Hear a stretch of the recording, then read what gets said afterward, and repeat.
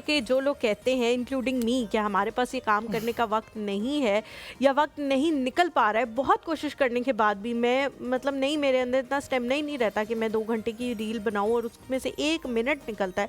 ज़ैनब आप कैसे कर रहे हो ये? अच्छा, सबसे पहले तो आप हरफन मौला सुपर वुमन बन गए हो यार। हाँ, सबसे पहले तो शौक की बात है। शौक होना चाहिए किसी भी काम को करने में। मैं यहाँ से जाती हूँ, मैं एक रील रिकॉर्ड करती हूँ जिसमें 2 घंटे लगते हैं और 1 से 1.5 घंटा एडिटिंग पे लगता है जी। मैंने एक दिन 3 रील्स को रिकॉर्ड किया जिसमें 5 से 6 घंटे लगे और उसके बाद मुझे बुखार हो गया, लेकिन मैंने ये नहीं किया कि नहीं अब मुझे बैठ जाना चाहिए।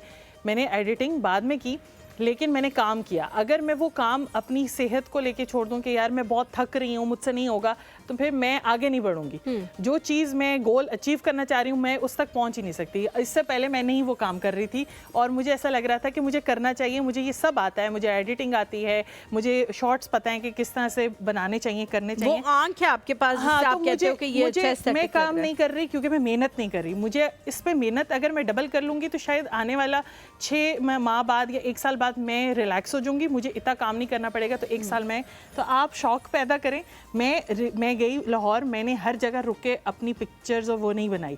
मैंने बच्चों को भी टाइम दिया, लेकिन जहाँ मुझे ये लग रहा था कि हाँ बच्चे अब यहाँ पे बिजी हो गए हैं और अपना शौक उन्होंने पूरा कर लिया है, उन्हें मैंने देख लिया है, तो मैंने खड़े होकर कहा अच्छा मुझे भी कर दो, मैंने तुम लोगों के साथ खेल लिया है या मुझे भी एक शॉट बना दो। फिर मैं आयत के साथ या इब्राहिम, लेकिन मेरा बच्चा इतना छोटा है ना, मैं क्या करूं? आप थोड़ा सा वेट करें खतीजा के ऑफिस 2-1 साल जाने का, जब वो स्कूल जाएगी तो आप, लेकिन आप बाकी काम कर सकती हैं। इंशाल्लाह एडिटिंग सीखें आप।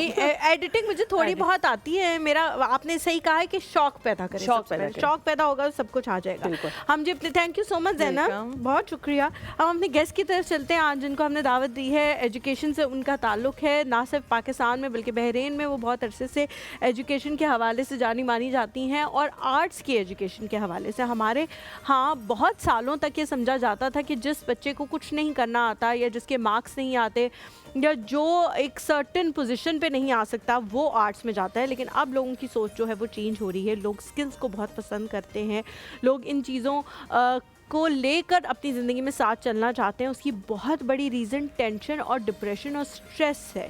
कहा जाता है कि जो लोग आर्ट्स के साथ मुंसलिक होते हैं या जो लोग आर्टिस्ट होते हैं उनको ये चीज़ें कम होती हैं क्योंकि वो अपने हाथ से काम करते हैं।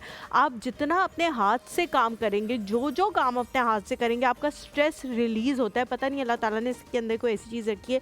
लोग कपड़े धोएं, बर्तन धोएं, किचन में काम करें, खाना बनाएं, पेंटिंग करें, कोई कैलीग्राफी करें, कुछ स्टिचिंग करें, जो काम आप अपने हाथ से करेंगे आपका स्ट्रेस रिलीज़ होगा। इसलिए लोग अब आर्ट्स की तरफ वापस आ रहे हैं और इस चीज़ को बहुत सीरियसली लेना शुरू कर दिया है। हमारे साथ जो शख्सियत मौजूद हैं विजुअल आर्टिस्ट हैं, एज ए टीचर बहुत सारे इंस्टीट्यूट्स में इस वक्त पाकिस्तान में पढ़ा रही हैं। इनसे पूछेंगे भी कहाँ कहाँ पढ़ा रही हैं। अगर आप लोग इनकी जो है इनके अंडर इनके एज ए स्टूडेंट बन के रहना चाहते हैं, NCA से इन्होंने जो है वो तालीम हासिल की हुई है और वहाँ पे भी एज ए टीचर अपनी खदमात जो है वो सर अंजाम दे चुकी हैं। हमारे साथ मौजूद है नुमैरा जावेद भट्ट। अस्सलाम वालेकुम। वालेकुम अस्सलाम। कैसी हैं आप? अल्हम्दुलिल्लाह, thank you so much. Thank you so much for coming. सबसे पहले तो आप बहुत अच्छी लग रही हैं। Thank you. आपने वो बहरीन वाला जो टच है वो रखा है और बहुत बेहतरीन लग रहा है। Please have a seat. Thank you so much. मेरा वालेकुम अस्सलाम। ज़ैनब आपको कह रही है वो? अच्छा, जवाब मैंने कहा ज़ैनब को बता दूं ताकि वो आपको जो है वो अच्छी तरह से ग्रीट कर दे।